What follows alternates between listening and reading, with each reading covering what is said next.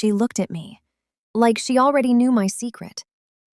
The moment Lena looked at me that night, I knew something dangerous was about to happen. And the worst part? My boyfriend was sitting right next to me. My name is Mira, and for the longest time I kept telling myself that what I felt around Lena was nothing. Just curiosity, just friendship, just my imagination. But deep down, I knew I was lying to myself. We were all at the same small bar that evening. My boyfriend had invited a few friends to celebrate his promotion. Music was playing softly, glasses clinking, people laughing around us. Everything felt normal, too normal. Lena arrived a little later than everyone else. The moment she walked in, the entire room seemed to shift. Maybe it was just me, but the way her eyes scanned the room until they found mine made my stomach tighten. She smiled. Not a friendly smile, something quieter, more personal.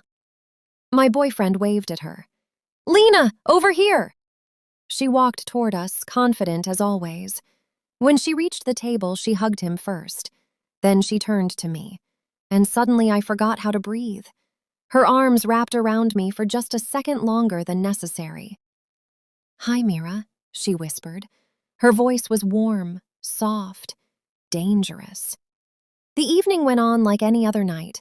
Drinks, jokes, conversations jumping from one topic to another. But every few minutes I felt Lena's eyes on me again, like she was waiting, watching, trying to decide something. Around midnight, people started leaving. My boyfriend stood up and stretched. "I'm exhausted," he said. "I think I'm going home." I nodded. "Go ahead, I'll come in a bit." He kissed my cheek, said goodbye to Lena, and left the bar. For the first time that night, we were alone. The silence between us felt heavy. Lena slowly lifted her glass and took a sip. "You stayed," she said. "Yeah. You didn't have to." I shrugged. "Maybe I wanted to." She looked down for a moment, then back at me. "Mira, can I ask you something honestly?" My heart started beating faster. "Okay." She leaned closer across the table. "Do you ever think about what would happen if we met at the wrong time in our lives?" I frowned. "What do you mean?" She smiled slightly. "Like, if you didn't have a boyfriend." The air between us changed instantly. I laughed nervously. "That's a strange question." "Is it?" Her eyes held mine again, deep, steady. And suddenly I realized something. She wasn't guessing. She already knew. "I see the way you look at me sometimes," Lena said quietly. My chest tightened. "You're imagining things."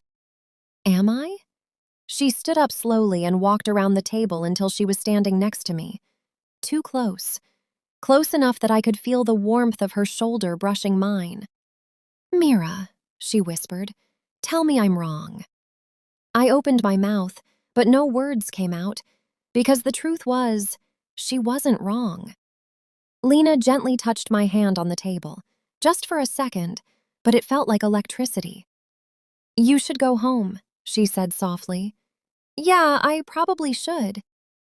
Neither of us moved. Instead, she leaned closer, so close I could feel her breath against my cheek. "Mira," she whispered, "if I kiss you right now, will you stop me?" My heart was racing. Every logical part of my brain was screaming that this was a terrible idea. My boyfriend trusted me. He trusted her. But the way Lena looked at me, like she could see every hidden thought inside my head, made it impossible to think clearly. I didn't say yes, but I didn't say no. And that was all the answer she needed.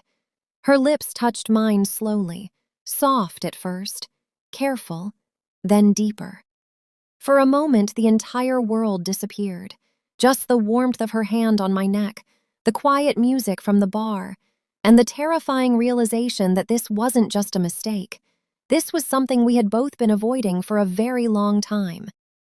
When she finally pulled away, she looked at me with a half smile. "Your boyfriend is going to hate me one day," she said. I laughed nervously. "Yeah."